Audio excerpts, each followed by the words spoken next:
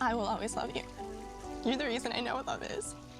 We'll meet again if it's right, and it might be at a topic in another life when we're both birds.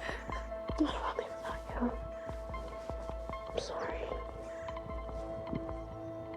I don't know whether it's just me or anybody else has the same impression that the Ultimatum maybe is not the best of shows, because it seems most people that are going a bit on the Ultimatum, the original one, or the Ultimatum Queer Love, I think they're just going there for followers. I think they're just going there for followers because there is no sort of um progression in these relationships that you see. I think Cody and his wife are the only couple that came out married, but then she was pregnant. But the way she dragged him and treated him like crap during their season doesn't make sense.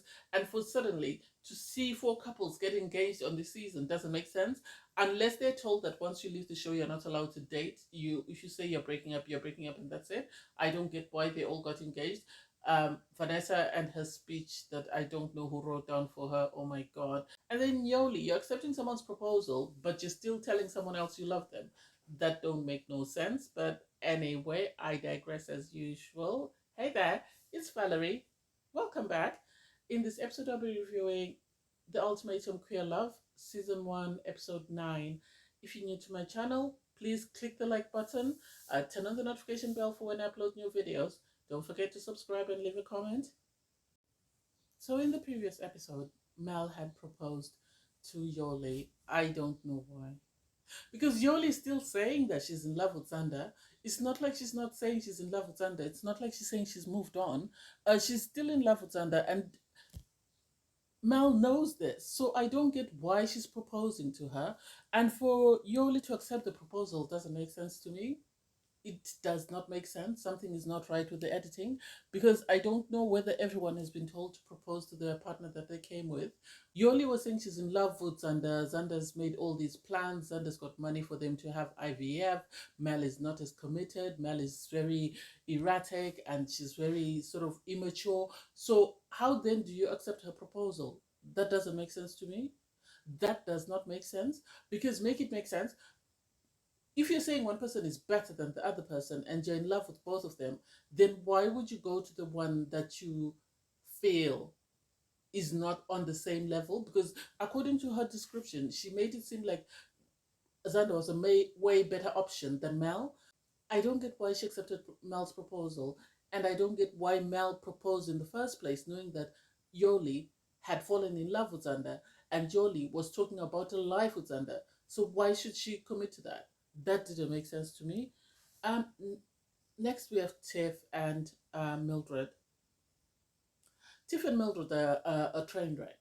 They are a train wreck. They were very toxic right at the start, and I think I remember saying that it appeared that their relationship was based on sex and nothing else.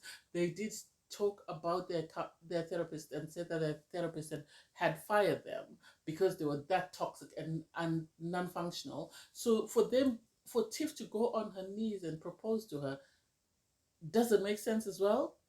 Talking about, oh, you're my life, you're my this, and it's like, how is this person your life when you don't function as a unit? And Mildred asked Tiff that, are you going to adopt my son? And I don't remember Tiff answering to that. And so that doesn't make sense to me. That was it edited out, or what was the agreement in regards Mildred's son? I don't get the two couples that have said I do. I don't get the reason why both couples have said yes. They should have broken up, or maybe they're worried about breaking up and not. Or maybe their thought process with both couples is for them to move away from the cameras, go home, see if they can make their relationship work. And the only way they can do this is if they both agree to propose. That's the impression that I get. As much as Mel and Yoli and Mildred and Tiff shocked me, I think the couple that shocked me the most thus far is Sam and Ozzy. Because Ozzy has been terrible during this experiment. She's walked out on Mildred, she's walked out on Sam. So for the idea that she would then turn around and want, a long-term relationship with Sam is shocking for me. I know she talked about her rock, about her issues with marriage, and the fact that, she's found this rock. She's talked about penguins. I was a bit surprised. And I think at one time Sam was like, what the hell? I think she was confused when she saw the rock and was wondering, because I think she expected a ring. So when suddenly Ozzy pulled out a rock and was talking about penguins and how penguins, when they find their mate, they give them a rock, I think she was taken aback. I think they're very, well, not Sam. I think Sam has had a lot of growth during the experiment, but I think the experiment has revealed a lot of red flags and a lot of issues for Ozzy, which I think she needs to work on first before she can even commit herself to anyone.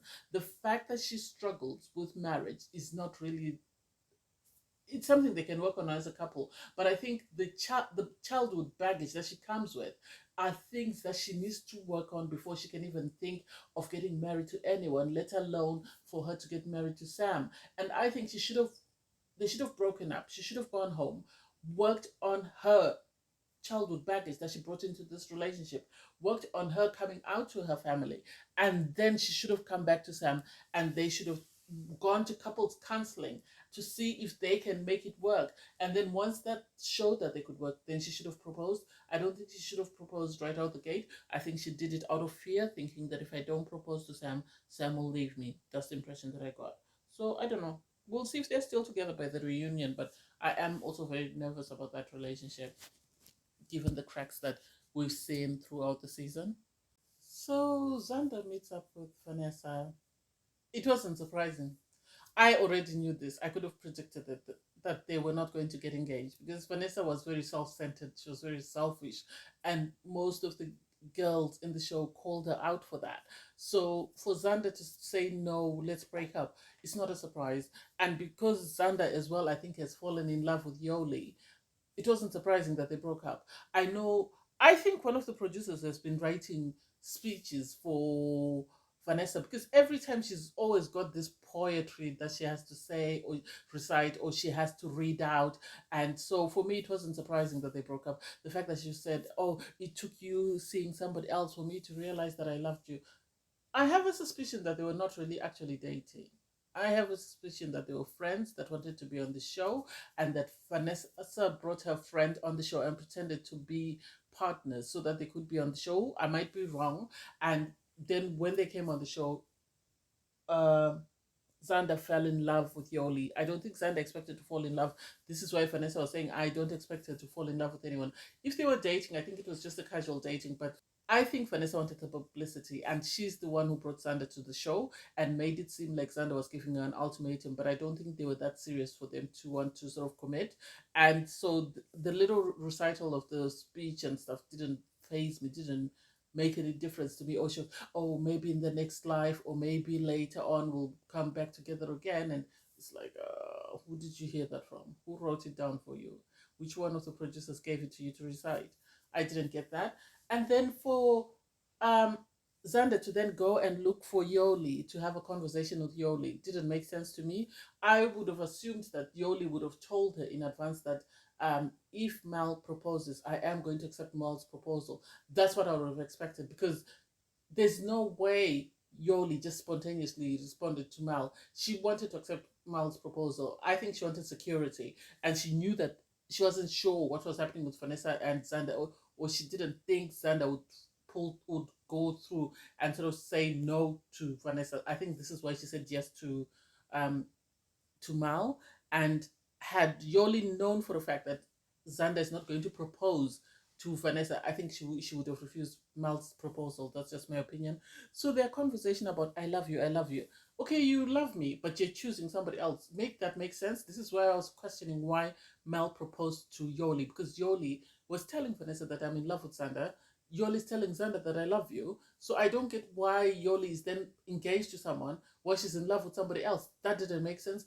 I think both couples should have broken up, gone home, sort of sorted out whatever mess they're in, and then decided if they want to get engaged, or if not, then they move on. And so I don't know why we needed to see all that, and I don't know why they had to put us through all that emotional stuff. Anyway, I digress. So last but not least is Ray and Lexi. Ray and Lexi, for me, I don't.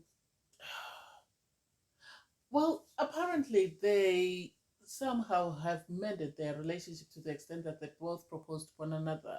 And I don't get it because all season, all we've seen is Lexi sort of going off about the fact that Ray cheated with Vanessa. So I don't know how they could go from the cheating to suddenly they are proposing to one another and they both have rings that Ray's dad has made. And it's like, I don't get it. Ray appeared to be having a panic attack at the start because she needed some time to sort of gather herself. And I think this was not the best place to bring her to give her an ultimatum. I don't think she really was into going on to a reality TV show. I think she just did it because she was in love with Lexi and wanted to appease Lexi. Do I think they should have got engaged? No. I think they should have gone home and worked on their issues of, and sort of gone to counseling to try and get over the infidelity, because that seems to be a big thing in their relationship. So I don't know how they can go from that to suddenly proposing to one another and saying, yes, we're moving together, we're going to be living, because Ray has got a job in Philly. And for me, it's like, what did we miss? Where did the editing go? Give us the clips that we missed. It doesn't make sense. So I don't know. Of all the couples that got engaged, I don't think any one of them had any business getting engaged. Especially Yoli, I don't think she should have got engaged, given the fact that she hadn't processed her feelings for Xander. Neither had she processed her feelings for where her relationship with Mal was after the experiment.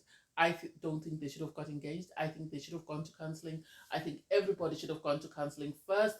I don't know whether it's because maybe they sign on to the dotted line and they're told that once you leave the show, you're not allowed to get back together. I don't know what it means. I really don't know what it means. I don't know why everybody was getting engaged. I don't think everybody deserves to. I don't even think there's a couple that deserves to be getting engaged on this season. Ozzy has a lot of issues that she needs to process. Sam, yeah. Tiff and Melinda, they have issues to process. They were already fighting after they got engaged. I think the only people that did the best thing was Xander and Vanessa. Everybody else needs to break off the engagement, go to counseling, and then if they are in the best of places and they decide they still want to continue with their partner, then they can continue that relationship. Otherwise, for now, I don't think anyone deserves to be in a relationship. That's just my opinion. But hey, it is what it is.